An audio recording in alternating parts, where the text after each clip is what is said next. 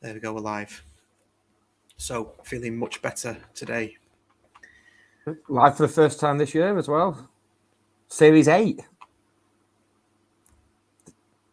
Series 8 indeed, yeah. This is where it all starts to go to shit, though, isn't it? If like Game of Thrones and Dexter are anything to go by, then Series 8 is where we're just going to fall off a cliff, mate. Turning into the Coldplay, I think. You'll like that. But even they're calling it a day, aren't they? They said exactly. Like 2025. It's like, right, people have definitely had enough of us now. There's got to be an end date. Yeah. Well, maybe that's something that should be on the next planning meeting, Russ. The end date. When have we completed the podcast? Yeah. We'll have to get some succession planning going, won't we? Yeah. It'll come to us all, doesn't it? Comes to us all. Right, let's do it. Jumper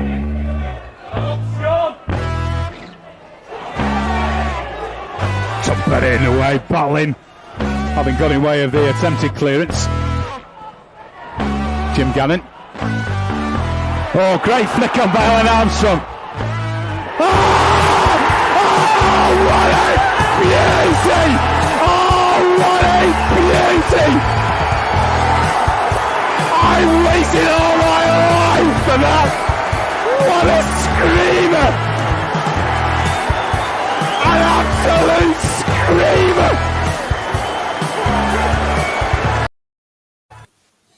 Oh, hiya, babes. New year, new me. Fuck that noise. New year, sure. Have as many as you want. But new me, nah, not on your Nelly. Here at the Scarf Bagara Wall, we're carried on where we left off last year with the same old bollocks that's made us your favourite outlet for county news, views and opinions, even if we do say so ourselves. Who is running the show tonight then? Hashtag live, laugh, love. It's only Russ Johnson. Hello, mate. Hi, mate. You okay? Yeah, I'm good. We've been basic bitches tonight. With all the live, laugh, love and all that caper. New year, new us. Basic. Slightly. What bitches? What now? Basic. Have you ever heard of a basic bitch before? No. I'll tell you later. Any New Year's resolutions, mate? No, I stopped keeping them years ago. Yeah. Yeah. You can ask what mine is. Oh yeah, sorry. What's yours? No, I don't. Well, actually, I'm gonna. This is gonna be the year where I finally kick heroin, but I need to take up heroin first. That's the sense of accomplishment I'm after this year. I'm going to do something that's bad for me and then turn it all around. That's what I'm talking about. I've got a full 12 months, so if I disappear at some point, I'm just jacking up, mate. It's fine. We've got a guest tonight. Who is going to introduce the guest, mate? I'll introduce the guest. Do you want to introduce the guest? Well, do you want to introduce the guest? Yeah. Might as well. Yeah. He's so beautiful. He could be an air hostess in the 60s. He's so beautiful. He could be a part-time model, but he'd only have to keep his other job. It's only Gaz Eccleston. Hello, Gaz. Welcome, mate. How's it going? You okay? Yeah, good. It's like that little kind of post-New Year's lull, in it, right? Nothing's back to normal yet. I still don't know what day it is. Exactly. First week back at work. I work from home though, so it's just turn the laptop on, sit in the same spot on the sofa, and carry on. Same. Oh, that's a dream, that. I sit in this spot for work, so it's a bit of a chore doing this, to be honest. That's just because of the people you surround yourself with, mate. I don't think it's anything to do with where you sat. So tonight, as the title of the thumbnail suggests, never a dull moment at county. Even when there's no matches, we've got stuff to talk about. We absolutely have. So, Gaz, strap yourself in for an hour and a half of just whatever you want. Just jump in, dive in, fly in, take over if you want. Take over because apparently we're shit. So yeah, we're going to talk about the comings and goings. I say comings and goings. The goings at county, probably potential comings as well. For the January transfer window. We're going to cover a bit about the community and the kids, just have a bit of a discussion around that. And then we've got a special piece on rivalries and who is our rivals. A special piece makes it sound like we've got like an outside broadcast and like a correspondent. Just, our rivalries correspondent or something. Yeah. No, we're just going to talk about rivalries because it's sparked a bit of a debate online from a tweet that I sent out yesterday, which is pretty good. Before we continue, I'd like to say hello to everybody that's joined us, whether you're in the UK, Germany, or the USA, because I know you're all represented tonight. Or anywhere else. If you don't just have to be in those 3 countries. If you're somewhere else, it's fine. Welcome. Yeah, if you're somewhere else, do give us a message and tell us where you are. That'd be pretty good. But yeah, so with that in mind, shall we kick off? Let's do it. Let's do it. This is the Scarf Bagara War, a Stockport County fan-created podcast, blog, YouTube live show and website. Find us at thescarfbagarawar.co.uk. For county fans, by county fans. There we go. So, Alty came and went. Solihull came and went. Two decent wins. I think we could have all predicted that the Alty away match was going to get postponed because they didn't want another spanking. Although, having said that... Oh, you cynic. Having said that, it has been rearranged for next Tuesday. Tuesday, yeah. So, what to talk about? I mean, January transfer window. We've seen that Friars has left today. Reki left. Sorry, mate. Are you holding a mug there? Yes. You're holding it like a little old lady. Because I'm cold. Right. Get the heating on. Come on. Oh, my God. Are you going to be standing scratching your ass in front of the gas fire next, mate? So Friars left. Reki left, I think, a couple of days ago or yesterday. Can't remember. Friars left. No great surprises there. Don't think. I wouldn't say so. I think he did a job for us. But in reality, if we've got aspirations of winning the league or at least challenging at the top, for me personally, he shouldn't be anywhere near our squad. I think he did a good job because Hogan was obviously going through a dip in form, and it's who do you play and fit into that position. But wish him all the best. I think we can move on. But yeah, I think he did okay for us. Yeah, absolutely. I think it was very much a signing that we needed at the time. A left-sided. Despite the fact that our highly paid, massive team of analysts didn't notice we needed the left-footed centre-back, but we did. So they looked at the message boards and they thought, shit, Zeki Friars is available. But looking at the number of games he's played in the last 10 years, it was clear he was never going to be a long-term answer. It's good to see Kitchen making that role his own. I think, isn't it? So I reckon it's his spot now. You'd imagine, wouldn't you? 100%. I think he frees up other players as well because he's confident in that position. He's happy to progress forward. I said something to my friends the other day where I was like, I still think he's learning the role a little bit because there's been the odd chance where, you know, you could look at, say, a couple of the games where I feel like defensively, the odd opportunity has come from that way, but offensively, when he's pushing forward, I think he's great and he's freed up the wing backs to push on. Yeah, absolutely. And Kitchen, he gets up as well, doesn't he? He's been in that left wing back position high from the left centre back position as well. Yeah, I'm going to stop. I'm going to stop short of saying underlapping centre halves or left centre halves, that kind of thing. But he is interchangeable. I still think we need some there. I really do. I know, but I agree. Friars did a job. He got a bit of shit today on Twitter from one or two people, and I can't think why. Because he, like you say, he did a decent job. Yeah, he wasn't bad or anything. No. In fact, if you think of some of the players we have had on like short-term contracts or whatever, who have been proper piss poor, he's not. I can't think of a bad game. I can't think of him having a bad game for us. Obviously, he wasn't to the level of other players, but yeah, exactly. I thought he slotted in at short notice as well after not playing that much football. He's not played hardly any football, has he? So to come in and do okay is over my expectations for him. But I looked at him and I thought he cares. And if you've got someone that actually can work hard with better players around you, then you'll do all right. Yeah. We weren't going to mention, but it seems to be everywhere now. I've actually seen it on a Port Vale Port Vale for him as well. That's what the talk is. A left-footed, left-sided centre-back who was also spent time at Hartlepool last season on loan, which makes a lot of sense, I suppose.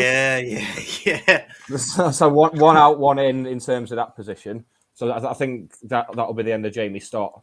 Unfortunately, didn't get much of a chance under either manager last season, really. So I think once his contract's up, that'll be it for him. You'd imagine. Do you think Jamie Stott is good enough? Just going back to your comment just a minute ago, guys.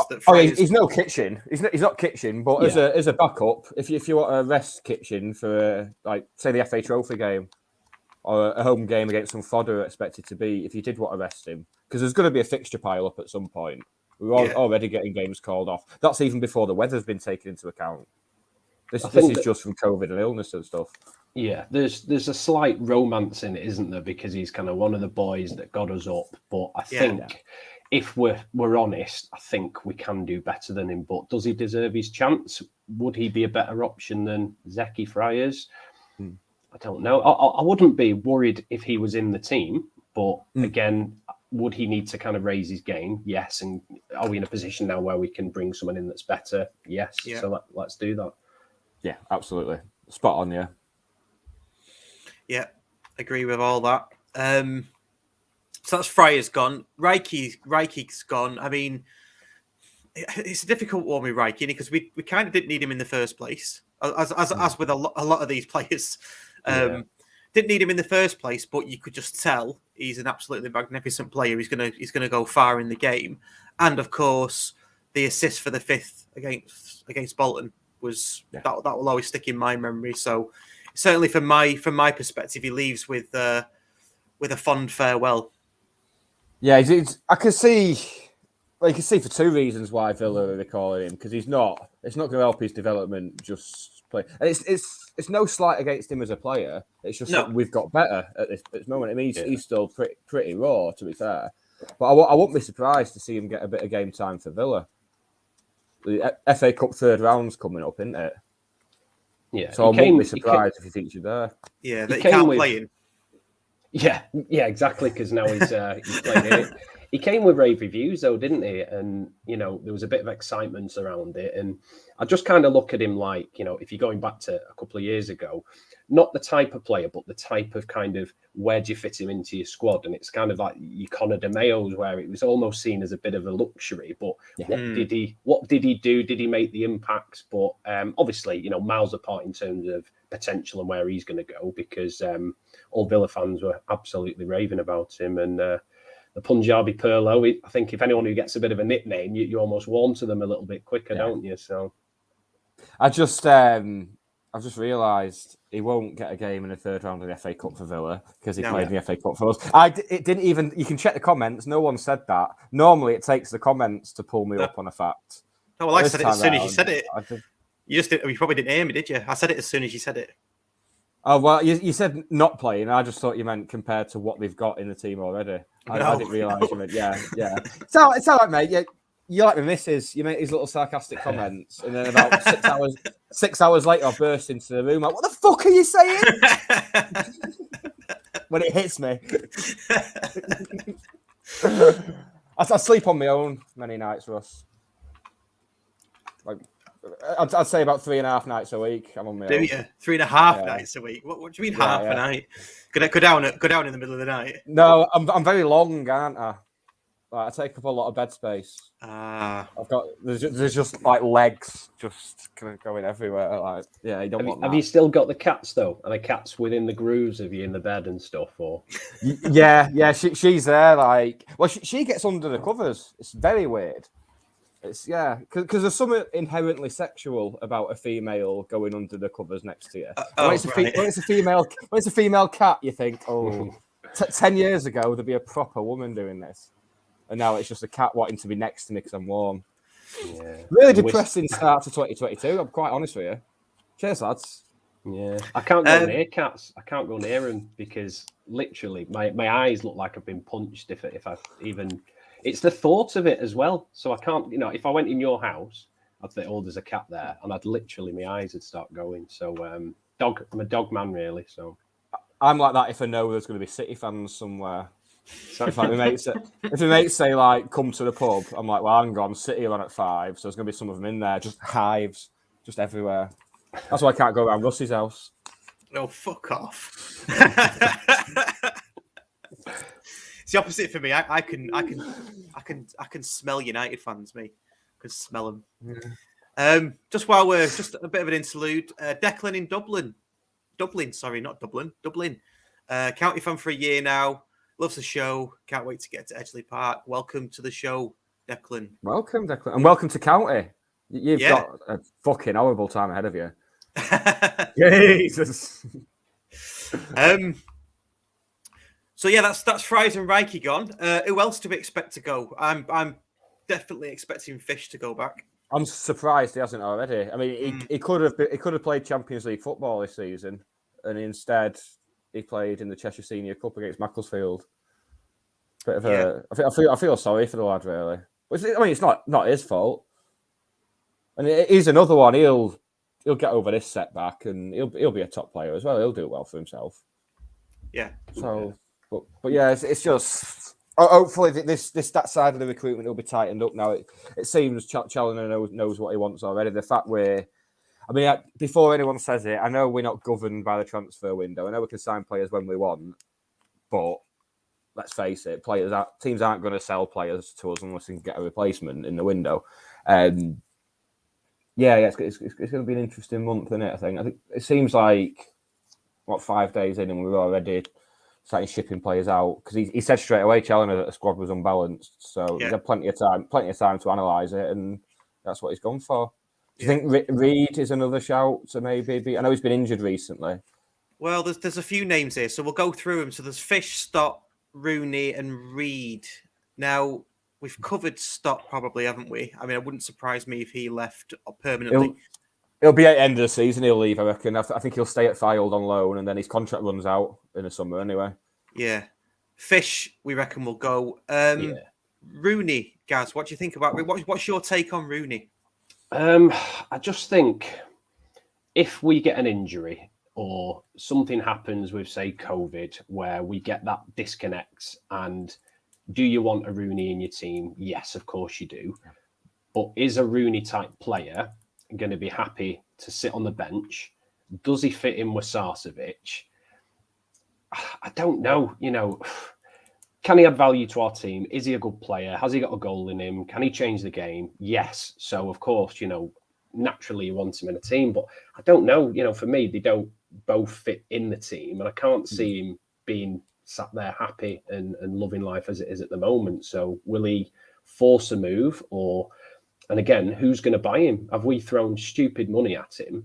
So he's only going to go either upwards, which is potentially, is it seen as a risk? Has he done it in the league? I don't know.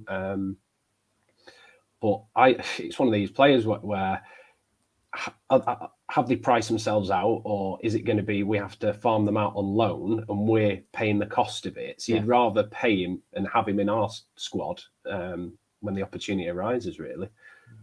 Yeah, that's spot on. That I didn't even tell him to say that. I didn't even message him before or anything. I was like, someone please agree with me on Rooney. But yeah, that's absolutely.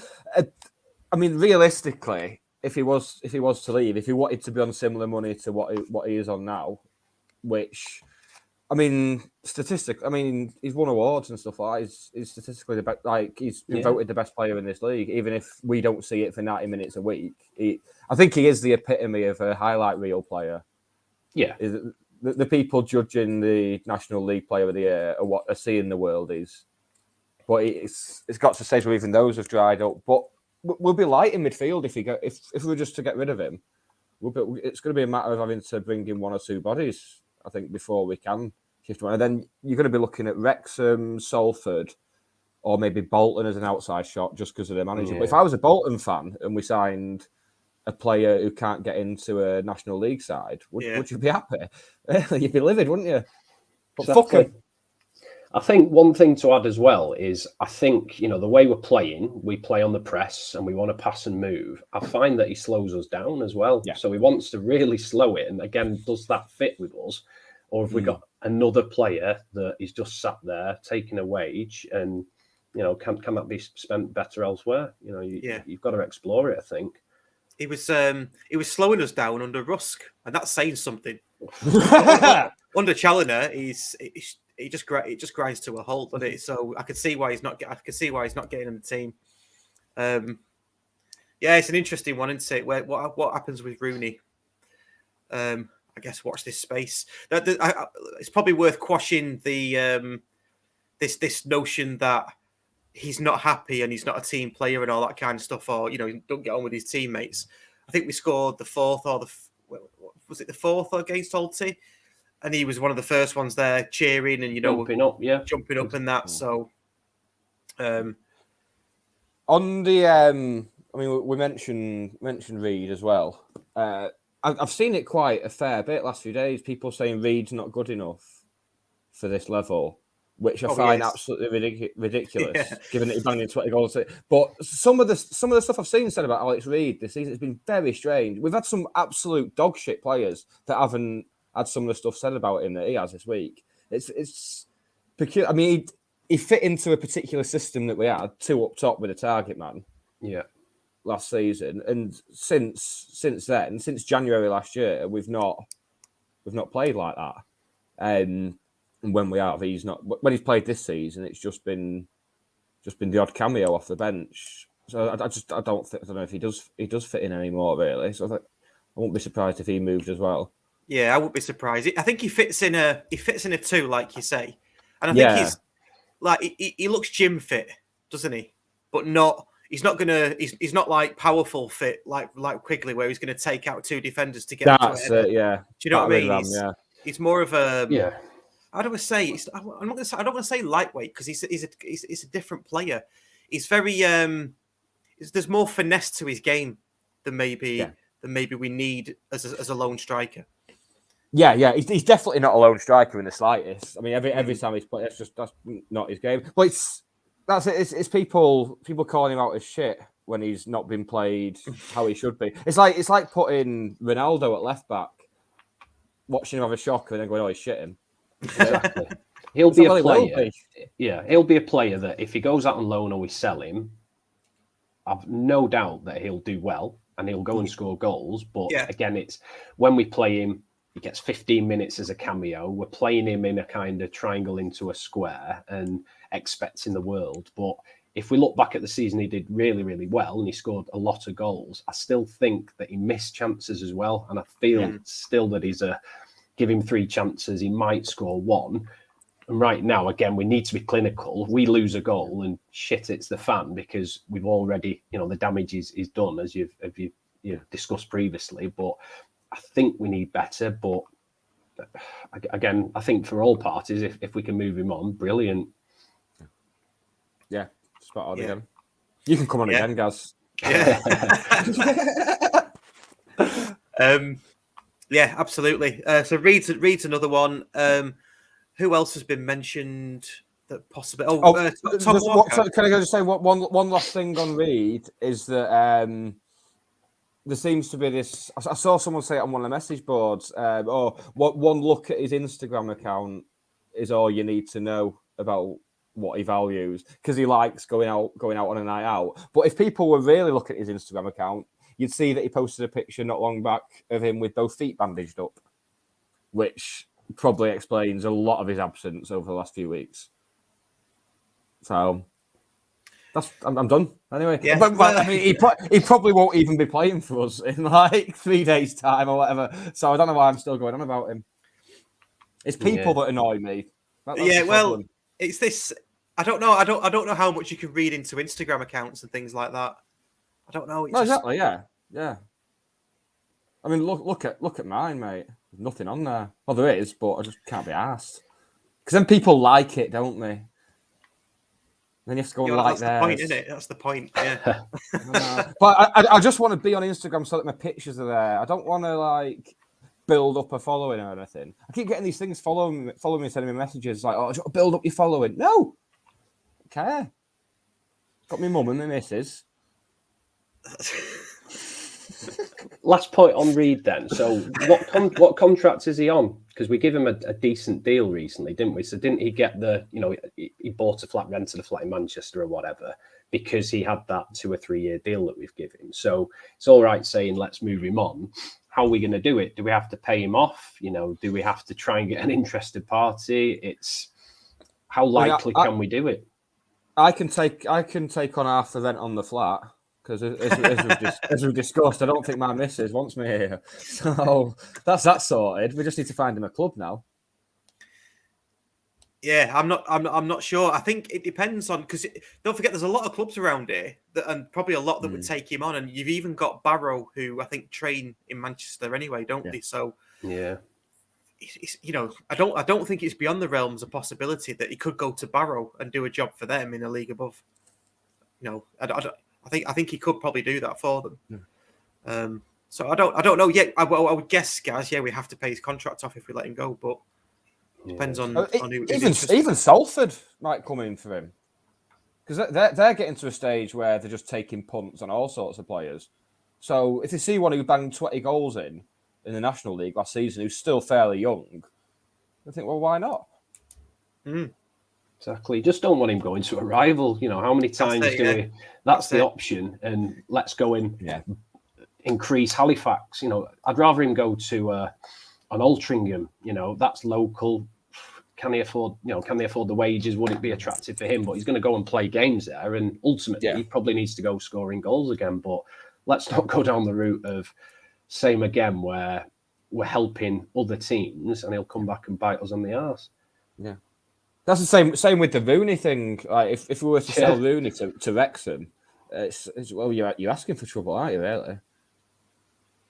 But then again, what is it worth? It's a balancing act, isn't it? With keeping, even if he's not going to be playing for us, we're keeping him just so that he can't strengthen a rival, which we should be doing all the time. Can we just? If there's a chance of strengthening a rival, we should always be. No, fuck off. No chance. The past has taught us so much. We don't seem to learn. People should listen to Dark Days, Russ. That's what they should do. Which, if you haven't listened to Dark Days, give it a listen now. I'll put a card up for the. No, not now. I'm finished. No, not now. I'll do it for if you're watching back. It's in our playlist, by the way, on our YouTube page. There's also 2 more: Tom Walker and Newbie. They potentially could be going out as well. Yeah. I feel so sorry for Tom Walker. I want to see him as a number 10. Like just in that 3 behind a lone striker as well. I want to see him where he's decent, but I don't know if we are going to.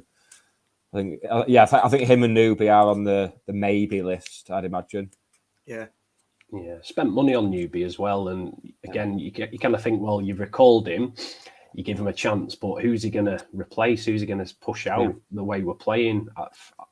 I can see them both going out on loan potentially, or just be a backup, a plan B, an option to if something changes, he'll be there. And I've got a feeling there's going to be a player out there who's going to get a mental loan move. Someone's going to get a loan move to like a League One side or something. Do you remember when Joe Leasley left us? We had him on loan from Harrogate. Yeah. And then he went and got a Football League move to Stevenage off the back of a pretty forgettable loan spell with us. I can see one of them happening. There's going to be a big message board drama with people giving it if he's gone to a League One club, then why are we not keeping him? It's going to happen. That's my first prediction of the year, mate. Well, let's see if it comes to fruition. Let's see. No, I mean, don't need to get excited about it or anything, but if it does come up, just know that I'll be like, "Ha, I said that." Did I look excited? I don't know. You rarely do when I'm speaking, mate. If I'd been at home. So they're the outgoing. We have got an incoming, really, if you think about it. Ben Whitfield. Yeah, back in training by the looks of it. Back in training. What would you say? Would you put him straight back in, or would you bring him back slowly? How would you play it? I think it's a massive plus for him coming back, first and foremost. I think, again, that's like a huge signing. Has Challoner signed anyone as of yet? I don't think so. I think, I I don't know how long it'll take. He's training now, I believe, isn't he? So you give him a few weeks and then it's match fitness. So I think we've got a while to bed him in.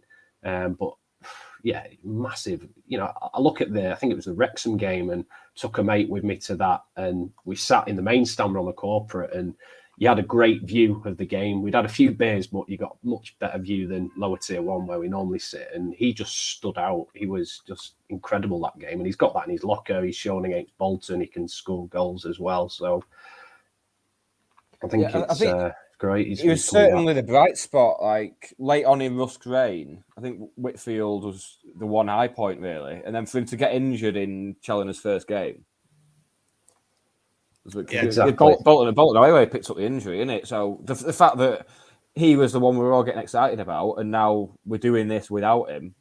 Just imagine. I don't know where he fits in. Well, we'll get him in somewhere. Stick him in net because Ben's got fuck all to do.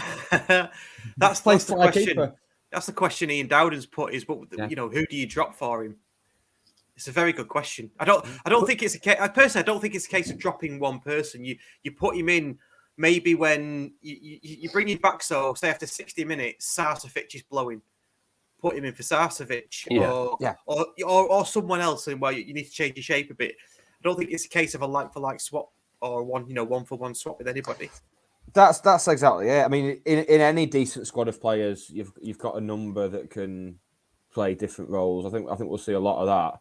But you can say that about anyone in the squad, though. It's like anyone who's not getting a game, you think, well, who'd you drop from? Who'd you drop? Well, as long as when there's an injury or a suspension, if they do come in, then that's it. It'll be their spot. Then if they do well, keeps them on the toes. Yeah, and you make your kind of opinions now on the basis that we're playing well, we're scoring goals, but people will have dips in form. We will have a defeat, and we will have injuries, or we will have COVID. So there'll be opportunities. But look at Crankshaw. He was a coming off the bench player for a few games, and now he's well in the mix, isn't he? So he'll get an opportunity. Yeah. Absolutely. Okay. Any more for ins and outs? And shake it all about. Do we have any players we would like to see? Because it was weird when we're in the National League North.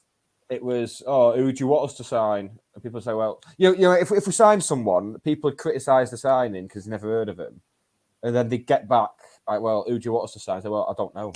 But we're getting to that stage where we're going to be signing players that this Port Vale player that we're linked with. I've actually heard of him, which is a nice change. Do you think there's a bit more of that now? Are there any names where you think, yeah, I'd like to see him? Well, I mean, realistic ones. Yeah, well, we covered this on last week's show, and the listeners commented in far too many names for me to remember, and they obviously knew more than me, Sam, and Ant combined. Actually, there's a lot of names there, and each one I didn't know them mainly, but I was thinking, well, yeah, why not? So I don't know. Put it out to the people watching. Are there any names out there again that we can? I mean, imagine that. Imagine the level of piss that would be boiled by that signing. Kachunga from Bolton, Steve Pollard says. We should just do that and then loan him out just to wind him up. Yeah, it's a funny one because I'm not too up on the players like I used to be. I've said this before, when we were in the Football League last time, and I know it was a long time ago, used to know who players were. Opposition, look at the opposition team sheet and go, bloody hell, yeah, they've got him. Fucking Izzadine Christie again. Bastard. Yeah, exactly, all that sort of stuff. As soon as we dropped out the league, I was just like, cannot be arsed for this shit. And it'll be the same until we get back in. So I just don't know the players that are around us. Well, you can just look at anyone who's doing well in League One, really. Anyone who's doing well in League One for a side that's not exactly loaded. There you go. That's our market. That's what we're looking at. Just have a look at the Fleetwood and Bolton squads. I think the only gap we've got, which everyone keeps saying, obviously, it's the backup to Quigley. That's the obvious one that we need to fill. But I said it on Twitter the other day. I was like, I want someone that's ambitious. Maybe it's a slight step up for them that has got that hunger, but almost something to prove as well. I don't think we should go out and buy, do a Madden or a Rooney and splash that cash, because who's going to come to either replace Quigley, who's going really well, or who's not? So yeah, but that's it. But again, who do you go for? I haven't got a clue. I haven't got the knowledge of who's doing well around there. And the only thing, of weeks ago, you had people suggesting Shimanga from Chesterfield. It's not going to happen, is it? Come to sit on our bench. You spot on a player from. I mean, someone similar to Cardwell. I don't think Cardwell himself is the answer, but someone like that. Like, can we go back in a time machine and get like a 21-year-old Glenn Taylor back? Just something like that. Just you're absolutely spot on. Someone we can kind of develop, so we can get a bit of game time. We've obviously got something about him. Because just spending silly money on a League One or League Two player just because Quigley is our number 9. Yeah. That's it. He's the target man. If he's fit, he's playing. So they're not going to be coming to unseat him or anything. Just someone who can learn from him and develop. That'd be spot on. That it's a different type of player. But when's Ali coming back as well from his loan? That's another one. Because he doesn't seem to. I look every week and he starts the odd game, but mostly he's coming off the bench, which is a bit. You'd want him to be kicking on a bit more. I think you kind of want him to be starting games. But again, he's got that something unpredictable, hasn't he? He's got a bit of. He's like a bit of a wild card almost. It's like just throw him on with 20 minutes to go and see what happens. Yeah, I think people, we don't see enough of him. So, you might have seen him at the, say, Macclesfield game. He does a turn, he has a shot, and he looks all right. But again, we go, oh my God, he's going to replicate that consistently. Yeah. And it just doesn't happen. You'll end up with a Niall Bell where, yes, they've got a moment of magic, but pretty naff overall and struggling elsewhere. So he's got, he looks like he's got something about him. I'll give him that. But I've not seen enough to know if we could throw him in yet. Yeah, just the Cheshire Cup highlights. That's literally all I've got to base it on. That and a few friendlies. So yeah. Sorry, all the friendly. Yeah. You're right there. It's all the New Year festivities just getting too much for me. Just all this optimism. Yeah, I mean, I don't want to move it on too quickly, but we did have this discussion at length last week. But Bennett, again, someone's just mentioned it. One Noodles has mentioned it. Bennett is a good shout because again he played under Challoner. He took him on loan. He was decent for us. You can't argue with that. So possibly homesick as well, given that he spent his whole career in the Northwest and now he's at Sutton. You kind of. That'd boil piss as well. I'm for anything that boils piss. Anything that annoys the right people, I'm for that. Yeah. So let's move on. Talking of boiling piss, the community and the kids. What's happening with the community and the kids? That was the weirdest link we've had on here. I know, fucking weird links.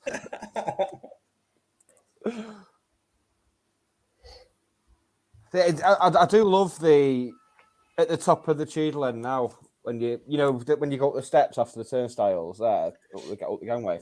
That's a proper little hub now. Have you noticed? Yeah. Really good, isn't it? Yeah. So it's probably the best place to start. Really, is we had Steve Bellis on 2 months ago now, because that all came around because when Simon Rusk was manager. Yeah, he was. We're just about to play Notts County, weren't we? So he came on because there was a bit of a discussion around. Well, they've moved the kids area. Is it Brenda and Nee and Butterworth? Yeah. So we had like a designated area, didn't we? So it was under the Cheadle end. You could go in there. You could queue up for half an hour for sweets. That was the only thing I think they slightly got wrong in terms of the way they handled or organised it. But you'd get maybe the manager pop his head in. You'd get Vernon Bear. And it's just a place where you can spend your money. You can go without having to go into a pub or going into the game, I guess. But it was ace. It was ace. And it was the consistent. I was really offended by them stopping it, and I was one to be like, oh, you can't do that. And it was very much bear with us. We've got things, they have stuff behind the Vernon end. They've got exactly where you said up the Cheadle end. You can have your picture as if you're part of the squad, which I think is ace. for the kids. You can get your face painted as well, and you can buy some sweets there. But still, for me, feels like we haven't got a designated area for the kids. You kind of squeezed in a little bit. And why I was offended was it was kind of like the sale sharks were here. They moved us from the club shop and gave us a little thing in the corner, and we still had a place, but it wasn't what it was. But I think what they're doing is they're doing enough to justify it. And I think that from their perspective, maybe they can earn a bit of money from using that space for corporate instead. Yeah. So a couple of questions then. First one, did you watch the episode with Steve Bellis? And did you get his explanation? So yeah. So I mean, it's pretty clear, isn't it, that they have got plans, and we'll see those come to fruition. Second question is, tell us a bit about yourself and how, because this is how you got started with County, wasn't it? And why it means so much to you, I guess. Yeah, I think, Steve mentions it a few times when it's the kind of reference of who's kind of come through that way. So, yeah, I was... It's like class of 92, isn't it? Well, I'm like the go-to name, I guess. But, yeah, I came from I came from a family that didn't give a damn about football. I didn't play football at a young age. I had no club, your dad supports this team or what. So, for me, it was who did my mates at school follow, and it was Man United predominantly. So at a very early age, it was, oh yeah, I'm a Man United fan. Now, no shame in saying it, because I was as much a Man United fan as the bloke who sits at home and watches it on the telly, because I never went to the game. I never really watched the games. I had a shirt, I guess. So I had that, and then it was the soccer schools. So it was the wagon wheels. You get a wagon wheel, you get a little trophy, you get the players talking in an assembly, and you get a kick about on the field. And that was me going like, this is ace. I can play football. I've got this on my doorstep. I'm really annoyed with my mum, because she lived on Edgeley, and she went to, I think the Queen went to Edgeley Park. And she's got pictures of the Queen there, and she visited. She never once mentioned County to me. So I was like, didn't know who this little local club was. And I was almost following friends of be a Man United fan and go down that kind of path. So I went down I got a couple of free tickets through these soccer schools. I went to a couple of games, and I was racking my brain the other day, because I think it'd be really romantic again to say my first season was 96, 97. And it was, I believe it was, but no recollection of what game. I had no understanding of the significance of that season at the time. And again, I just went again the season after, and I posted, I think the Facebook County page saying, did anyone go to that game? I think it was France under 18s versus England. Yeah, I went. I went. Yeah. And everyone's chirping up. Yeah, I went to that, and I did. And again, that was just another little experience of Edgeley Park. And at that time, I was still playing a bit of football with my friends. Never been to a football match other than these free tickets. Still probably a United fan, because they're the best team and they're winning, and it's about conformity, isn't it? So I'm so passionate about capturing that kind of potential fan base at the early age, where they've got no influence if you have to go down a certain path. And I was that, went to a few, and then it was the 99-2000 season was the first season I felt that I was a County fan. It was Andy Kilner. Prior to that, I somehow managed to get a ticket to, it was the United had won the treble. It was the homecoming at the MEN Arena, and I somehow got a ticket for that. So again, you'd think as a kid that's quite influenced by what's going on around you, surely that should capture my imagination. But from doing that, a couple of months later, I was mascot at County for the 2-1 win against Tranmere Rovers at home. And then it was, I think, Tony Dinnings scoring the penalty at City, and I had all these moments. And I was looking back at the fixtures, and we just didn't lose at home the first part of that season. We had so many wins, so many draws, and I must have felt like, this is mint, this is so good. Like, honestly, we win here at County. And then the second half of the season, I don't think we won at home until, was it, probably got it mixed up, but it'd be like the Swindon 3-0 Sean Conley. I don't know if that was the same season, but again, it was those little moments that these kids who have just been to Bolton and had those kind of, oh my God, something special's happening. And I went through all that, and then I think it was a couple of years later, I was the drummer. Rushden and Diamonds away, took the drum. So that was 3 or 4 days after the Everton game where Rooney's got the county shirt on and stuff. And I didn't know that until I had a look the other day going, bloody hell. And then 5 years of being the drummer. And I just think, what I went through in terms of that path, there's such an opportunity locally to capture the future fan base, especially when we're winning and we're doing okay. Because you can look at Macclesfield now, they're getting thousands of fans, aren't they? And you look back a couple of years ago and you're going, well, you got just over 1,000. And was that because you're losing or, you're a bit of a basket case of a club? And people like to jump on the wave, don't they? When things are going well. So yeah, that's kind of where it came from. And it was, hats off to your Steve Bellis's and the likes of there, where they've really driven those initiatives to reach out to the community, get people experiencing live football. And I'm still here now, 2 kids, bring them to the game, and the cycle is going to continue, isn't it? And there's many kind of scenarios where that's the case with so many, close mates that go to county as well. That's something Steve mentioned, actually, when Steve joined us. He said about the fact that so many people who he actually saw get into county the same way you did, same way I did, are now bringing the kids. And it's just, for him, that must be such a great feeling to have such a long-lasting effect. And exactly. Let's not forget that there was a time where it was just the Butterworths keeping all that going. They were getting nothing from the club whatsoever. Exactly. And what we don't do now is, back when I was younger, we used to kind of play football against whoever we're playing at Power League. We used to kind of meet monthly. So I don't think they do that anymore in terms of the monthly meetup, where it is the usual people that go, and it was a nice opportunity. Perhaps, we're using space that's needed elsewhere now. But that part of going to away games for a tenner on the juniors coach, it was a ticket and travel for a tenner. And I was like going to all over the country. I was mascot away from home as well. So Burnley, Millwall, my sister West Brom, I think, or Wolves. And again, it's experiences beyond just going, watching a 2-0 win. It's seeing Vernon Bear, seeing your mates, and knowing that it's part of a community. And that's why I guess I am like I am, a little bit obsessive with it, clearly passionate about it, but I just want it to continue, especially whilst, we're on the wave of what we are. Yeah. I think the term that Steve Bellis mentioned that was it Mark Stott wanted to do was turbo boost the kids' initiatives. Yeah. I think that was the phrase he used when he turbo boost. What's the budget now? Bang! There's more. Yeah, there is no budget. Just that's it. No. So I think we can afford them time. I know they've moved it over up to the top of the Cheadle stand and the steps there. I think we just give them time. And I've not actually been to the back of the Vernon stand to see it, but I've seen pictures. It looks pretty good.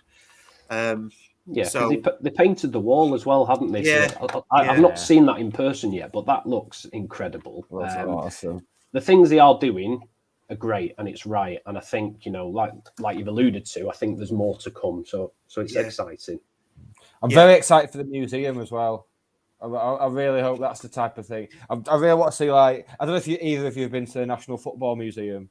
Many times. Many times. Very, very kid friendly. And stuff. Yeah. So I kind of hope they go a similar sort of route with the new museum at a club. That'd be amazing. I'd really go hand in hand with it. I'd love that. Yeah, just for me. Just stuff I can get my sticky fingers all over. As well, the junior supporters club. My lad's a member by default because he's got a season ticket. We went and picked up our 12 to 17-year-old pack that you get with it. So it was a county bag with a county hat in it, a county bottle, and a football. It's like that. We paid 50 quid for the season ticket. Yeah. Do you know what I mean? I'd happily pay extra for a goodie bag for 30 plus people. Just like a vodka miniature. Some Valium. A hip flask. Yeah. Done. What a great county branded ecstasy pills. What a great idea. But just going back to what you said, Gaz, about like you going on the coaches and stuff and being mascot, that's like sort of next level, isn't it? I've always wanted to teach my lad that it's not a TV program. Football's not a TV program. You know, you can go, you can actually stand there, you can be close to the players. They'll talk to you if you want them to, and things like that. And he totally gets it, and he's my lad's in love with it now. You know, he absolutely loves it. He stopped playing the game, but he loves going to county, which is fantastic. And I never got a scarf handed down to me because my dad's a City fan, but I can hand my scarf down to my lad.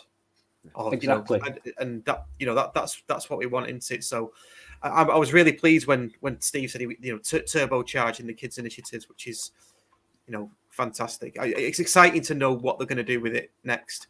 Maybe they should talk to you guys and get some ideas off you. Maybe.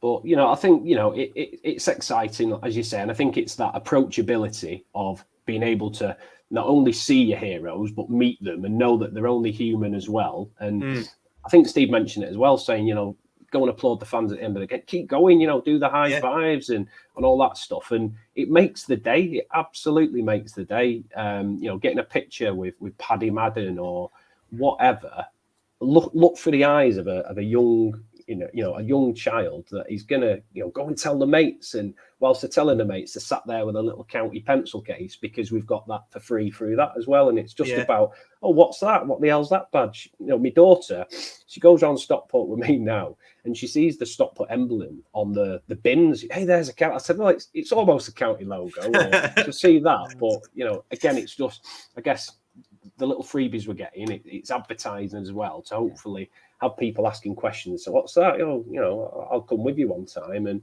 again, that's the way. If we've got all these ambitious plans of growing Edgeley Park, then that's one avenue to explore.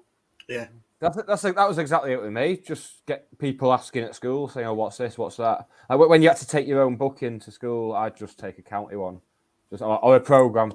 That was it, and you get people asking. It got to the stage where I was in secondary school. I had about 7 or 8 people just like tagging along, just because they wanted to watch some live football. I think at least half of them still go now. I don't speak to them, obviously, but they still go. Yeah, I remember doing a speech. We had to do a speech in English, and it was a convincing speech. So I tried to convince people to go to watch Stockport County. And I think out of the whole class, only one person, I've only ever seen one person after that go, Sang Chan. And he still goes now. Well, we did a thing in secondary school where you had to do public speaking. And I did mine about the notorious paedophile Sidney Cook. So I was 12. So that tells you, that explains why I turned out like I have. Bloody hell. In terms of that sell, though, just as a final thing, how easy is it at the moment? We're join the journey. We're winning. Go back to the days where, I said the first season I properly remember, we won home games, Tony Dinning scoring, Kevin Cooper. It was brilliant. But go back to, a couple of years back where we're getting thumped by horrendously poor teams and we've got a terrible squad and we're going, come and spend your 15 quid with us as an adult. You're like, what are you doing? And part of me doesn't want them there because you're never coming back. Let's 500 free kids watch County get thumped 3-0. Like, you're never coming back, are you? And even a freebie, it's not value for money. So let's, they've got good people at the club, probably paid a lot of money that can do a good job at driving that. And I'm all for it. And involve the fans, like you say, I'd be happy to discuss things. Plenty of others would as well. And let's just get it right. And what I have noticed as well, since it's ramped up a bit, is our fan base is so much more diverse now. In just how long have we been allowed back in games for now? It's about 6 months, is it, or so, something like that. So just in that time, I'm seeing seeing people represented that haven't been at County, apart from on the pitch in the past. That's it, which is really good to see because I think we're very stuck in our ways before. But yeah, it's good. It's good that people. It is. We kind of got away from that thing of no, you're not going to the football on Saturday. It's full of people swearing. I mean, it is, but it's actually a good day out, good day entertainment. And I mean, just show someone the Bolton highlights on YouTube. It's like, oh, do you want to go for that? And you don't have to pay. Like, yeah, it's sorted. Yeah, job's a good one. Yeah. No, it's good. It's good. I have to doff my cap as well to those. Just going back to what you were saying, Gaz, to those people, those kids that have grown up in the last 10 years, and that's what they started to watch county in the last 10 years when we've been in non-league and we've been getting beat home 4-0 by Solihull or whatever. Yeah. There's probably worse ones than that. Rushall Olympic and all that kind of stuff. But they are county fans. Yeah, exactly. Do you know what I mean? So it's almost easy to do it when you're on the crest of a wave, but that's when you should turbocharge it. So yeah, doff me cap to those. Okay, let's move on to rivalries. So this came about, and the reason why we're talking about it, this came about because I saw a Wrexham journalist do the same for Wrexham. They said, well, we've been in non-league for a long time. Who would you say our rivals are? Theirs came out at Chester was the top one. Apparently they hate Chester. That's a great, yeah. They always have, and they've played each other a lot like last few years. Yeah, it's reciprocal as well, isn't it? So that's fine. They've got Chester. So I thought, well, that's interesting. Who are ours? Because I'm sure we've all got different ones. So I put a tweet out. I got a lot of responses saying who are our, who people believe to be their rivals, and I must admit there was an element of snobbery as well that I could sense in some of the tweets. That people of a certain age were saying, well, if you think it's FC United and Salford City, then you need, that's not us at all. We're Burnley, we're Stoke, we're Port Vale. There are. Why don't you ask Burnley, Stoke, and Port Vale what they think? Well, there we go. So, did a bit of digging, and found a recent survey that was done in the '92. About their rivals, and it listed the sort of the rivals in percentages based on the survey results. The top 5. Believe it or well, no, you will believe it. We do not appear in anybody's top 5 rival list. We don't appear. Well, this poll's fairly recent, isn't it, as well, though? Yeah. I think it's in the last 5 years or so.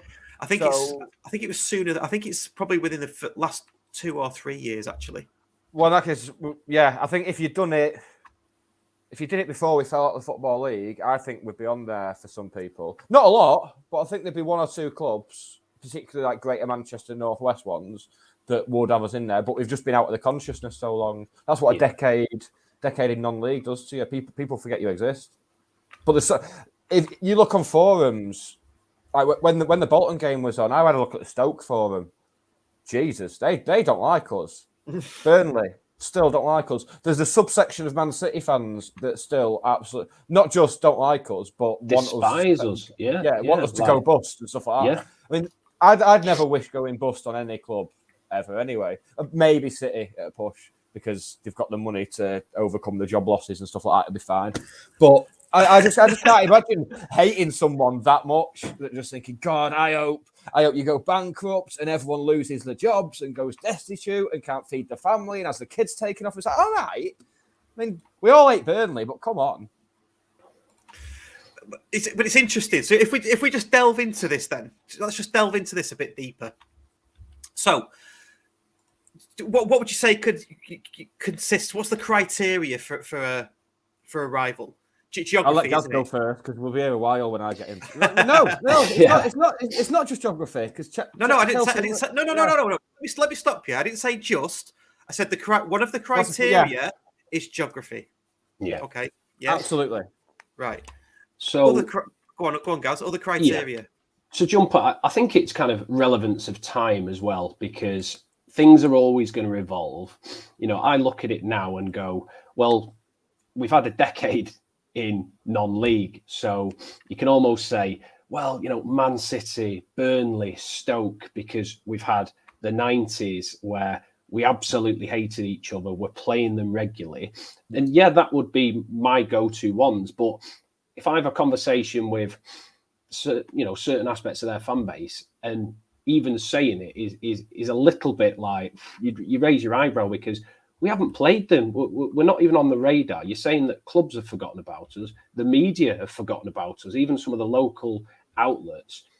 don't even reference us until we play a Bolton and FA Cup and it gets a little bit more exposure. But if you look more recently, and even you look at your Oldhams, your Berries, based on they're not that far away from us, there could be an argument for that. But then you could also say, well, we haven't played them for ages, and you start going, well, what about the teams that have tried to create a bit of a rivalry with us, where we're then on the opposite side of the foot and we're going, File, jog on, Salford, FC United. But at the end of the day, I know I was when we were playing FC United and Salford, I was going, I hope we beat these, because the gobshites and FC United, what do they stand for? They're singing Man United songs, but they've created a club because they don't want anything to do with them and whatever. So I can sit there and be snobberish, but they're the types recently that have, been the fly that you want to bat away. Your Chorleys. Look at this one, and this one will probably, if we drew Hartlepool in the cup now, we're nowhere near them, but that's going to cause a lot. I don't want to walk in a pub there. I wouldn't be singing a county song in one of their pubs because I'd probably get my head kicked in. There'll be hatred. There'll be absolute hatred, but we're nowhere near them. But I think it's so open to interpretation. But I think you do have to kind of say, well, okay, 90s, it was this type of club. More recently, you'd probably have to go on locality. But I think I would be a bit snobbery going, well, some of the clubs that will probably get mentioned based on recent years, I don't see a rivalry at all. You're both spot on. You're spot on with the different categories, Ross. You've got your historic thing based on past stuff on and off the pitch. Yeah. So I think Burnley and Stoke would fit into that for us. Yeah. It wasn't just about the football with that. It was about just dust-ups and various bits of trouble. Yeah. You got your geographical ones. That's where, even now when we play Mac, there's going to be, not so much from our side, but from them, it's going to be, we want to beat Stockport because of the geographical thing. And then it's, as you said, the Hartlepool thing, the ones of circumstance. So, where there has been like kind of a signing where there's been bad blood or... But even look at we'll get compared to Wrexham because we're the moneybags teams, and there's no rivalry. But people will box us as Stockport and Wrexham. Yeah. We want them to fail because they've got a bit of money. And I guess we looked at Fylde in that way and said, "You're throwing cash at it. I hope you fall on your arse." And it's the easy thing to do. But again, Wrexham, there's no real rivalry there other than they've got a bit of money and so have we, and there's a bit of noise about them. I think it has potential though. As someone literally just like messaged in, One Noodles again. Wrexham has potential because you've got the geography almost to a certain extent. You've got the competitiveness. The other criteria I had down was it's reciprocated. So I don't think we've ever had a rival where it's been reciprocated over a long period of time. And what I mean by that is yes, Burnley hated us at the time that we hated them. Great, but they never actually went, well, we are your rivals. So like when you get Liverpool and Everton say, well, they're city rivals, that it's reciprocated like that. So but you know my thoughts on the whole Liverpool-Everton thing, because someone's mentioned it in the comments, actually. A lot of Liverpool fans seem to hate Man City more now. So we should let Liverpool and City go off and do their thing, and Everton and Man United can just go and have a little thing that no one gives a shit about. I mean, this is something that I did want to point out, actually. I've got all the stats for all the clubs that took this survey. Man City, just to annoy us even more, because they are fucking idiots, aren't they? Their rivals, they reckon, are Liverpool. Now, that to me, that's a manufactured rivalry. Yeah. I don't even think there is a rivalry. That's modern because Klopp's a bit of an arsehole, probably, isn't it? Which he is, not, to be fair. Not as much of a fucking arsehole as... Well, all the good managers are arseholes, but no one will be as much of an arsehole as Pep Guardiola, I'll tell you that. What a bell end. Yeah. I'd say from Man United's perspective, Man United hate Liverpool over City as well, whereas City kind of want that Man United aspect to it. But the whole noisy neighbour thing, isn't it? Because that's what City have been for most of their existence. They have just been City's like United's fallen neighbour. That's been it. And now it's funny knowing United fans. Well, all this has kind of gone down though. The rise of City, because it is just seeing the smile being wiped off the faces like year on year. It was one thing that City became better than them, but the fact that not only are City miles better than them, but United are actually shit as well, just kind of feeds into it all. But yeah, for City fans to come out and go, oh yeah, fucking hate Liverpool. But that shows just how like United they are nowadays. Exactly, is that they're like, fucking Liverpool, because they're down the road. Yeah, absolutely. There's some, I picked out some themes. There's some that you just think they're just clutching, and it's almost like if it's a bit like what we've done in the past, really. Us with City. Oh, we beat you at your place. We're your rivals. That we're not really. They don't even. I wouldn't say don't care about us, do they? But they just think we're a piece of shit on the bottom of the foot, don't they? That's how they treat us. It's our own fault for celebrating beating them. We shouldn't have done that. Well, yeah, we should have kept it quiet, shouldn't we? But it's other teams like just trying to pick one out. I had one before. Carlisle, for some reason, have Middlesbrough as their top rival. That makes sense, yeah. Just in terms of, I mean, nowhere's near Carlisle. It's either it's not going to be Barrow, because Barrow have been in non-league for 50 years or so. So, because Carlisle and Barrow would make sense. So I suppose Middlesbrough is the closest professional club to there, and they were both quite low in the Football League. Well, I think second's Morecambe. So why was Morecambe not first? But again, I don't know. Were Morecambe non-league though? No, they're in it. They're in it. They were non-league for a long time though. Is what I mean. So they wouldn't have played Carlisle that much until. But when have Carlisle ever played Middlesbrough? Well, we're going back to the 80s, and then after that it'll be the odd cup draw. Well, again, someone's just mentioned it in the comments as well. But Carlisle have always been they've always struck me as a side that travel well. If you go back to 96, 97.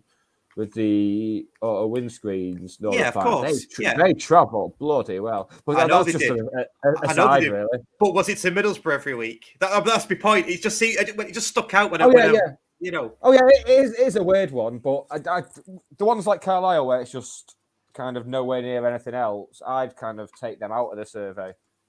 I just wouldn't. I'd take them out of the Football League, to be honest. Fuck them. Some more as well. They're open to interpretation, like you say, guys. I mean, the other criteria that I had as well was personal preference. So there was a couple of people that said for county theirs was Birmingham because of a few bad experiences they had in the 90s. But I don't think that's a rivalry. That's just you hating a team. Like, I hate Man City, but it's not a rivalry. It's not reciprocated. Man City aren't sitting there going, I fucking hate Nick Lee. Yeah, might be now. Man City is the one team that I truly despise, and I've got the odd City fan friend where I'm like, you talk a bit of sense and you seem authentic, and fair enough, you were there when we beat you and stuff, but you go to the 90s when we were perceived from them, we were this little rubbish club. However, all the fan base comes from Stockport. We still get that. They've inflated our attendances, but look at the home game we had the other day and the attendances we got, and City was still at home. They couldn't sell out their game, and if all the City fans apparently, where are they? And it's the one team that rubs me up the wrong way, and I truly dislike them. But you look at your Burnleys or whatever, where it's probably more historical. But we played that game against Colne, didn't we? Where I think it was before.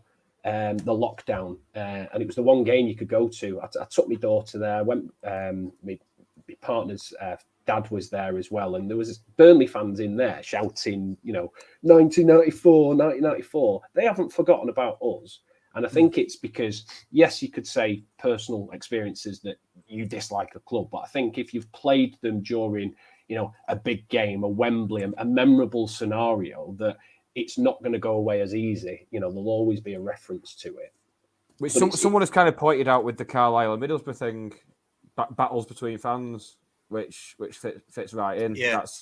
So I suppose some of the weirder rivalries in there. I mean, if you lived in Carlisle, what the fuck else is there to do apart from go to Middlesbrough and start a fight? You know what I mean? Yeah, and there was probably a couple more slightly different ones that stood out to me. So again, Leyton Orient, their biggest rivals is West Ham. So we know that that's locale, isn't it? But that's West Ham taking They're fans from that area, I'd imagine. Yeah, exactly. Yeah. That's what it's going to be. Oldham and Man United. Right, Oldham's Man United was their top rival. They've had one season playing each other in the Premier League. Again, but you're probably right. It's probably United fans coming from the town. Yeah.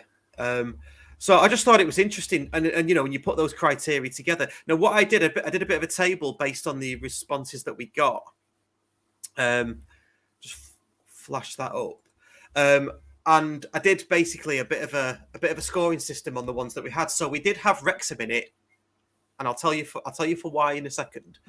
Well, it was mentioned on the tweets actually. Wrexham, Matt, Curzon, FC United, Salford City, Bitty, Rochdale, Bury, Fylde, Chesterfield, Chorley, Crewe, Wigan, Burnley, Stoke, Port Vale. All historic rivals at some point in our history. I'd say. Absolutely. Yeah. So those are ones that I picked up. Yeah. Put them on geography. So I did it 1 for very close, 3 for Cheshire way, 5 for Stafford and beyond kind of thing. They're the 3 geographical regions of the UK. Stockport, Cheshire way, and Stafford and beyond. They're the 3 for the list in question. Yeah. Competitiveness. So I tried to score that based on everything we've just said, which is how have we played them recently? Has there been some sort of thing in the past? That kind of thing, and try to score that on a 1, 3, and 5 basis as well. Is it reciprocated? Yes or no? 1 for yes, 2 for no. 1 for yes, 5 for no. Sorry, so trying to do a scoring system. Do you know who came out on top? You have to upset me, innit? It's going to upset Gaz. Is it Wrexham then? Yeah. Yeah. Yeah, and they did their survey a couple of days ago. We came out on theirs as they thought we were their rivals now. So that's why they score on the reciprocated thing. Yeah. See, that, as current rivals, because for me, our current rivals, I'd say Halifax, Notts, Chesterfield, Wrexham, because they're all clubs that have got the same aim as us this season. To get out the league, yeah.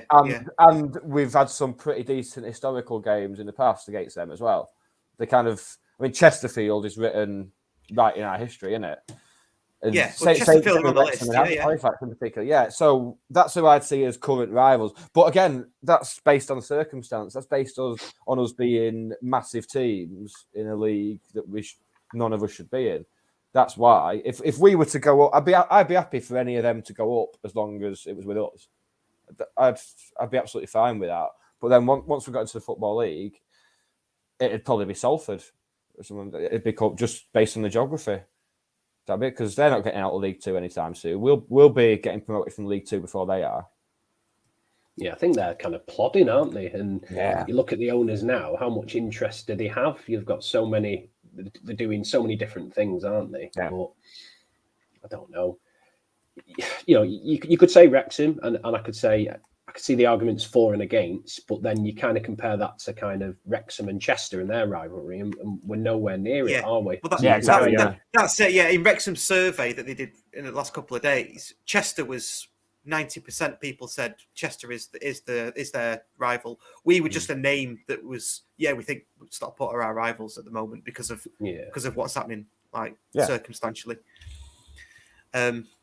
I think the overall, the bottom line is we don't really have a rival, and nobody sees us as their rival. But that'll change because in a couple of years' time we'll be the cocky team with a bit of money, just steamrolling our way through the Football League, and we'll rub people up the wrong way. I can't fucking wait. It's brilliant. Amazing. Just boiling piss every fucking week. It will be nice to go back to some of the old grounds and sort of stoke the fire of some of the rivalries we've had in the past. Like Stoke. That's another one. Hey! That will be nice. That will be nice. Is there any particular ground you're looking forward to going back to, Gaz, if and when we get up? None really stand out. I just think I know that feeling I get when I went to, say, Notts County away, and it felt like a proper ground. And it wasn't I want to go to Notts County. It was just the fact that I've done North Ferriby away, and I've done Staley Bridge. And, you look at Staley Bridge and go, well, actually, it's a proper ground. It's terracing. It's a bit rusty, a bit like Altrincham. where you're like, well, actually, there's benefits of that, a bit of nostalgia, but none really. I'd love to. I don't know. I just have to play on the nostalgia of the big games I had when I was a kid. And I remember kind of Wolves away. I went to Wolves, Sheffield Wednesday, where you felt you're right up in the gods. Yeah. But it'd be good to, go on I don't even know the teams predominantly in kind of League One, League Two. I don't look that far up now. So I probably have to really look at the league table. You'll be surprised. Yeah, I'd be like, how the hell are they there? And you've still probably got some teams in there that you're going, we're a much bigger club than them now, aren't you? And you probably, I bet there's a few grounds in there that there's better grounds in this division if you look at, your Notts Counties, your Redsley Park. So I still think we'll get those Colchester United, their old ground where you're like, God, it makes Redsley Park look big, this. But yeah, it's been so long that until we get there, that's when I think I'll research more and start getting excited by it. But what about you? Is there any that stand out for yourselves? Yeah, I mean, for me, I must admit, going to Rotherham lit the touch paper for me, because what they've done, that's where we should be aiming. Nice done up ground, and it's big from outside, and it's all lit up and stuff. But they used to play at Millmore, and I've been to Millmore, I can't remember, bloody 3 or 4 times in my youth. Yeah. I think some people have commented Bradford. Definitely, I want to go back. Yeah.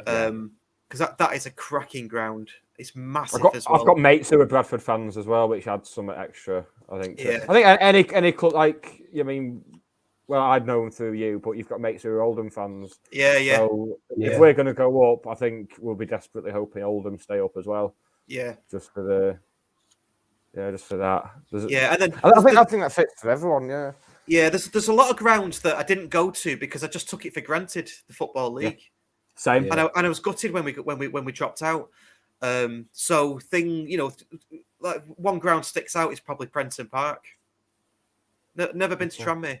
Yeah, you've not been there, mate. No, really never been to Tranmere, mate. That's right. Yeah.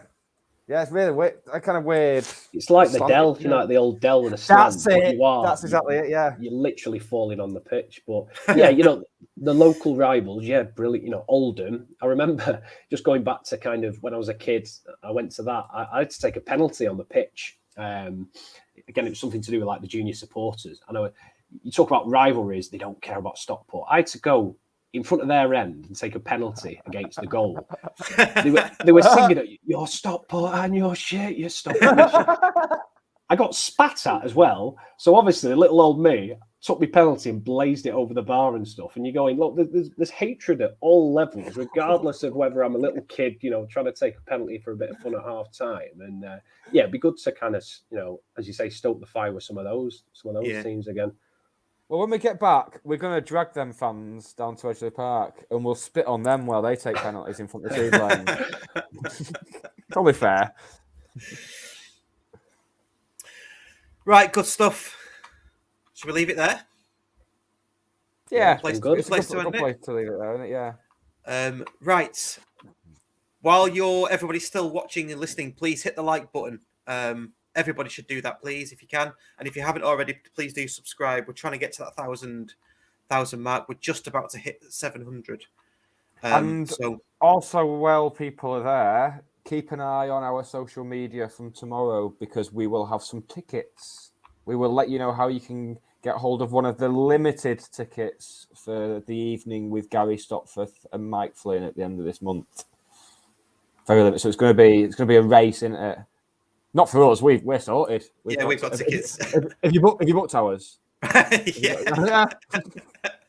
But yeah, it would be £10 and a pie and a pint included, and some sparkling conversation and a bit of live music. Sounds all good. you need for a Thursday evening, isn't it? Yeah, proper. It's not going to be one of them. It won't be one of them Thursday evenings where you get dragged into that. I went to see De La Soul on a Thursday night once. And they were all like stopping the song and going, no, guys, you're not making enough noise. It's like, it's Thursday, lads. Come on. Thursday's not the night. And they were doing all this, everyone down on the floor and then jump up. It's like, I can't, lads. Thursday. Come back to me on like Monday night. I'll jump as much as you want, fellas. But they didn't.